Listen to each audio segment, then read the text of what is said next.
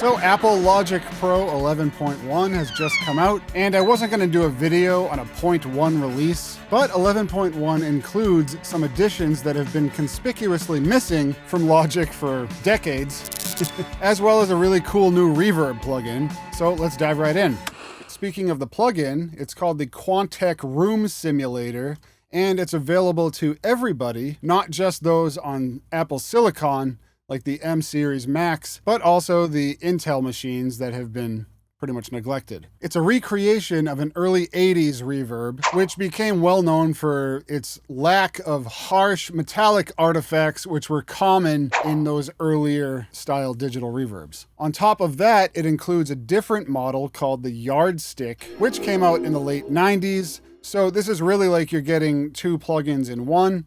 So we'll check that out in a second. Then Apple chose to include plugin search, so you can finally type in the plugin that you're looking for, as opposed to going menu diving. If you followed my channel at all, then you'll know that this is a feature that I've been asking for a very long time, and I'm not alone in that. Up until now, I've been using this third-party plugin called PlugSearch, so this is a very welcome addition. Next up in the oddly missing features up until now is the ability to reorder your mixer channels. So you can drag your channel strips to wherever you want in the mixer layout window. The example song that I have here today is called Avalanche. I've been working on it on and off since the Universal Audio enigmatic pedal test video that I did, which inspired its creation. On a side note, it's really cool when new gear inspires creativity, because that's what it's supposed to be all about. So I just hit X to bring up my mixer. Let's go to an audio track. And then I have to click like in between the mute and the solo buttons.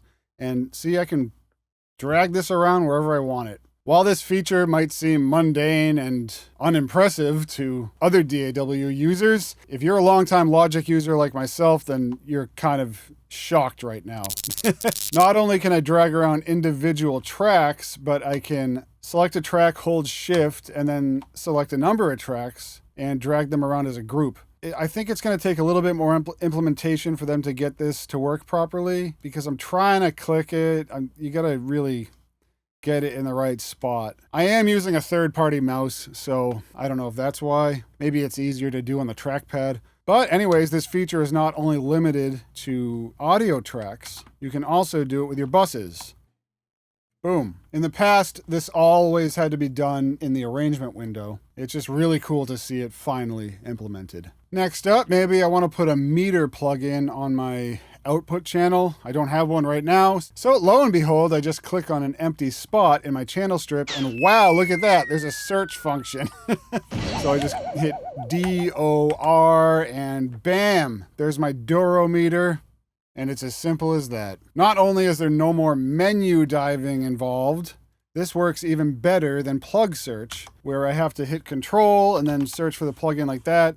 And then it goes through this kind of script in the background to get the plugin up and working. All right, awesome. Now let's check out this new plugin. As of right now, I'm using the Isotope Aurora on my vocals. And try it again, cemented loops into the past until the end. In a dense mix like this, it's kind of a fast punk rock song. I don't really need a lot of reverb. I just need some space around the vocals. Let's get up the Quantec Room Simulator, and the QRS is the one that came out in the early 80s, and then you just hit this button next to it, and you have the other emulation, and I think the presets work on both of them. So I'm just going to load up this Studio Small Room preset. You're like an avalanche, a poison with each stride. Let me count the ways, yeah! That sounds cool. If I just hit the Yardstick button, let's see how that sounds. Yeah! Wow. You're like an avalanche, a poison. I really like what that does to the stereo field. It adds some more excitement and some interest. So I'm using this CLA Epic vocal kind of delay on it, so I'm going to mute that. Let's see how that sounds in the mix. Let me count the ways, yeah! You're like an avalanche. How many times have I tried? But we're poison with each stride. I've I've got no issues with that as far as reverb goes. It's got this cool feature to it called freeze, so you can make like an infinite reverb. And tied to a story traveled by fools, tired again. I mean, I could see how that would be cool on a different song.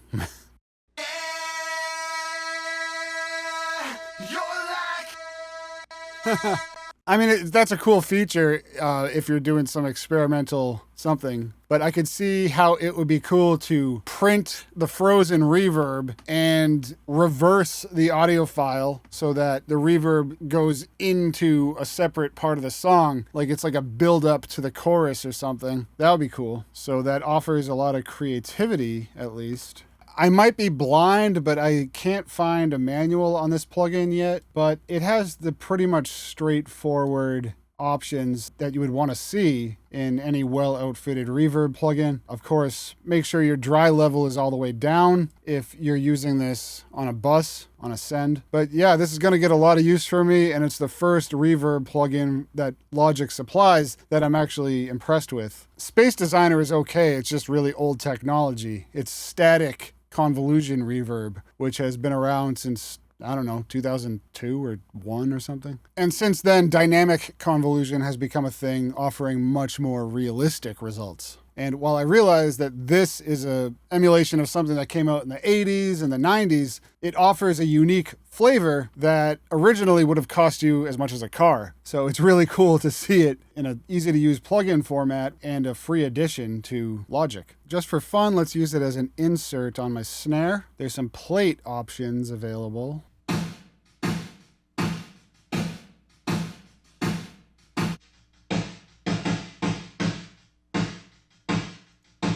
The QRS seems to focus more on the low and low mids, and the Yardstick has more high frequency content. They're just different signatures, so it's cool to have both of them. Unfortunately, I can't dial in like exact reverb decay times, which isn't like the worst thing in the world, but it would be nice to do. I like how it blends into the track. It's not fighting for space, really. It sounds nice. It doesn't cloud the snare. Instead, it adds a bit of heft to it.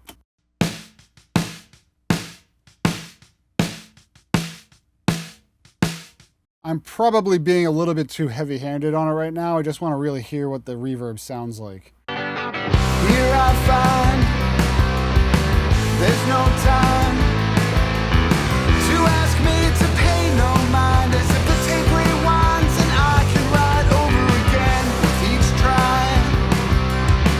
I'm denied and tied to a story traveled by fools, tired again and tried again. Cemented loops into the past until the Well, let me know in the comments if you're as excited about these new additions as I am. As small as the new features may be, it's very welcome to finally see them implemented into Logic. And as for this new reverb plugin, it came out of nowhere. It's really unexpected, but it sounds great. And the fact that they opened it up to Intel users is much appreciated, because while I do have a MacBook, I also have a tower, and that's Intel. Anyways, if you like what you saw today and you want to check out some of my other Logic Pro videos, if you're new, maybe start with the complete tutorial for beginners video right here. If you want to see some stock plugins, reviews, and use case scenarios, then check out this video. Here's my video on the session players. Even the MIDI drums in 2024 video is useful, but they're all useful. Check them all out. Regardless, just a quick little video today. I really hope you liked it. I hope you take away something useful from my videos. And if you do, then please give a like and a subscribe to the channel. It's more difficult than it has ever been to get a YouTube channel going. So those subscriptions and likes and comments really help out a lot. I hope you make some great music on your own. Thanks again for tuning in, and I'll see you next time.